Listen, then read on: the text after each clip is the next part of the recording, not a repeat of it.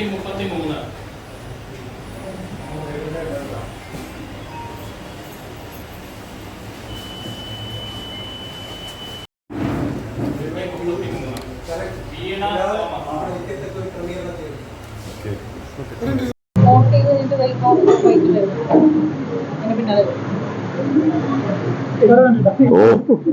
ഈ അവസാന ദിവസത്തെ ഒരു കണക്കുകൂട്ടലൊക്കെ എങ്ങനെയാണ്?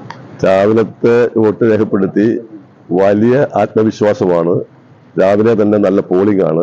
ഞാൻ എല്ലാ സ്ഥലത്തും ബന്ധപ്പെട്ടു. റോജി ഇവിടെയുണ്ട്. റോജി ഈ മുനിസിപ്പാലിറ്റിയിലെ എല്ലാ ബൂത്തുകളിൽ തന്നെ ഒന്ന് സന്ദർശനം നടത്തിയ ആളാണ്. എല്ലായിടത്തും വിളിച്ചപ്പോൾ രാവിലെ തന്നെ നല്ല പോളിംഗ് ശതമാനം വർദ്ധിക്കുമെന്നാണ് പ്രതീക്ഷ. പോളിംഗ് ശതമാനത്തിന് വർധനവുണ്ടാകുന്നു. സ്വാഭാവികമായിട്ടും UDF അനുകൂലമാണ്. ഏതായാലും വലിയ ആത്മവിശ്വാസമാണ്. ഇന്നലത്തേക്കാൾ ആത്മവിശ്വാസമാണ് ഇന്ന് പോളിംഗ് തുടങ്ങിയപ്പോൾ. ഇതേ ആത്മവിശ്വാസം LDF പങ്കുവയ്ക്കുന്നുണ്ട്. ആത്മവിശ്വാസം പങ്കുവയ്ക്കുന്നതിന് ആർക്കും കുഴപ്പമില്ല. അവസാനം യാഥാർത്ഥ്യത്തിൽ വരുമ്പോൾ വോട്ടല്ലേ വരുന്നത്, റിസൾട്ടല്ലേ വരുന്നത്.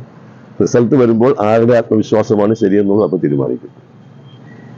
പോളിംഗ് ശതമാനം കൂടുതലെന്ന് പറയുമ്പോഴേ കുന്നത്തുനാട്ടിലും നല്ല പോളിംഗ് ഉണ്ട്. കുന്നത്തുനാടാണ് നിങ്ങൾക്ക് അതിൻ്റെ ഒരു ചരിത്രമുണ്ട്. കാലാകാലങ്ങളിൽ ഇവിടെ നടന്നിട്ടുള്ള എല്ലാ തെരഞ്ഞെടുപ്പുകളിലും ഏത് തെരഞ്ഞെടുപ്പ് നോക്കിയാലും ഏറ്റവും കൂടുതൽ പോളിംഗ് ശതമാനം ഉള്ള ഒരു നിയമമണ്ഡലമാണ് കുന്നത്തുനാട്. നമ്മുടെ എറണാകുളം ജില്ലയിൽ തന്നെ ഏറ്റവും കൂടുതൽ പോളിംഗ് ശതമാനം ഉള്ള നിയമമണ്ഡലമാണ് കുന്നത്തുനാട്. കുന്നത്തുനാടിന് ഒന്ന് സംഭവിക്കാൻ പോലുള്ള UDF കഴിഞ്ഞ കാലഘട്ടങ്ങളിൽ ലഭിച്ചതിനേക്കാൾ കൂടുതൽ ഭൂരിപക്ഷമുണ്ട്. തീരമേഖലയിലും ഞാൻ ഇപ്പൊ മനസ്സിലാക്കിയിടത്തോളം ഞാൻ അങ്ങോട്ട് പോകുന്നുണ്ട്. നല്ല പോളിംഗ് ഉണ്ട്.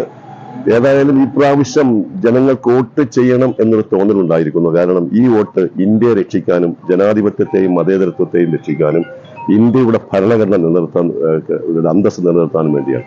ആ ഒരു അവകാശം, അതിൻ്റെ ഒരു പ്രാധാന്യം തിരിച്ചറിയാനുള്ള പ്രബുദ്ധത വോട്ടർമാർക്കുണ്ട് എന്നതിന്റെ തെളിവാണ് രാവിലെ തന്നെ വോട്ടർമാർ പോളിംഗ് ബൂത്തിലെത്തി വോട്ട് ചെയ്യുന്നത്. ഈ തെരഞ്ഞെടുപ്പ് ഇന്ത്യയെ രക്ഷിക്കുക, ഇന്ത്യയെ വീണ്ടെടുക്കുക എന്ന തെരഞ്ഞെടുപ്പാണ്. അതുകൊണ്ട് എല്ലാവരും വോട്ട് ചെയ്യും.